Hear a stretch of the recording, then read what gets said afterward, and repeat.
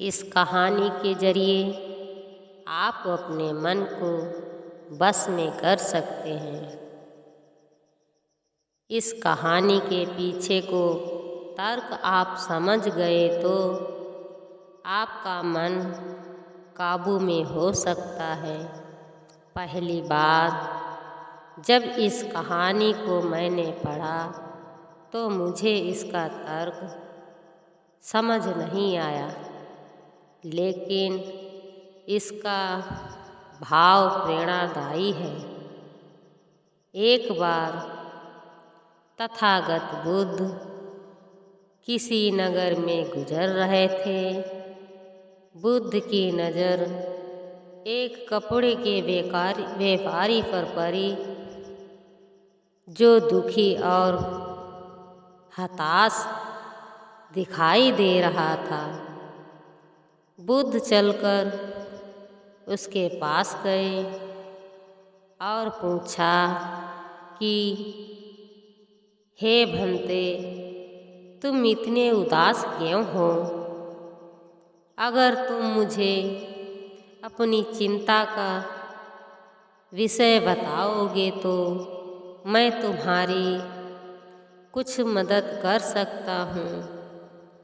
कपड़े के व्यापारी ने बुद्ध को प्रणाम किया और उनको अंदर बुलाया।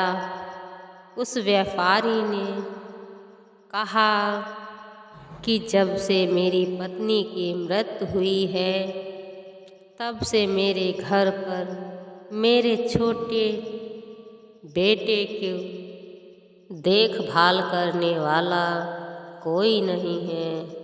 इसीलिए मैं हमेशा इसको अपनी दुकान पर लेकर आ जाता हूँ, लेकिन मेरी दुकान पर आने वाले हर ग्राहक की पगड़ी को उछाल कर फेंक देता है।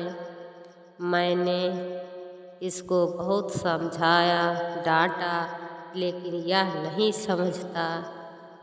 इसकी इस हर हरकतों की वजह से मेरे सारे ग्राहक खुद को अपमानित मानकर वापस चले जाते हैं। बुद्ध बोले, मैं तुम्हारी सहायता कर सकता हूँ, पर तुम मुझे वचन दो कि मैं जो भी करूँगा तुम उसमें दखलंदाजी नहीं करोगे, ना ही कोई प्रश्न करोगे। व्यापारी बुद्ध को वचन देता है। अगले ही दिन बुद्ध एक पगड़ी पहनकर आ जाते हैं और एक गायक की भांति आकर बैठ गए। व्यापारी का बेटा आया और बुद्ध की पगड़ी को उछाल दिया। तथागत बुद्ध मुस्कुराए और कहा, बहुत अच्छा, जाओ उस पगड़ी को वापस लेकर आओ। वह बच्चा दौड़कर गया और पगड़ी को लाकर बुद्ध को दे दी। अगले दिन बुद्ध एक कुल्हाड़ी और एक लकड़ी लेकर आए। उस लड़के ने फिर से उस पगड़ी को उछाल दी। बुद्ध ने उस लड़के को कुल्हाड़ी और लकड़ी दे दी और कहा, जाओ इस लकड़ी को काटो। व्यापारी को थोड़ा सा डर लग रहा था कि कहीं उसके लड़के को चोट न आ जाए, लेकिन उसको अपना वचन याद था। 7 दिन तक बुद्ध जी ने कोई न कोई नया काम लेकर आते और उस लड़के से करवाते। शीघ्र ही वह लड़का भूल गया कि उसको किसी की पगड़ी उछालनी है। व्यापारी बहुत खुश हुआ और बुद्ध को धन्यवाद दिया। मुझे पता है कि इस कहानी का और मन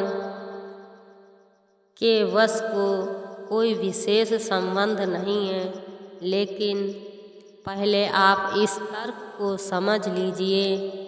अगर हम अपने मन को अपने हिसाब से काम नहीं करवाएंगे तो मन अपने हिसाब से काम करेगा। मन बस में हो सकता है यदि मन को हम अपने अनुसार चलाएं। मन दो तरीके का। नंबर 1, मन अपने हिसाब से काम कर सकता है या मन को हम अपने हिसाब से काम करवा सकते हैं। बुद्ध से मिलने से पहले उस लड़के का मन और दिमाग अपने हिसाब अनियंत्रित रूप से काम कर रहा था, लेकिन बुद्ध ने उस लड़के को अपने अनुसार काम करवाए, जिससे उसकी आदत ही बदल गई।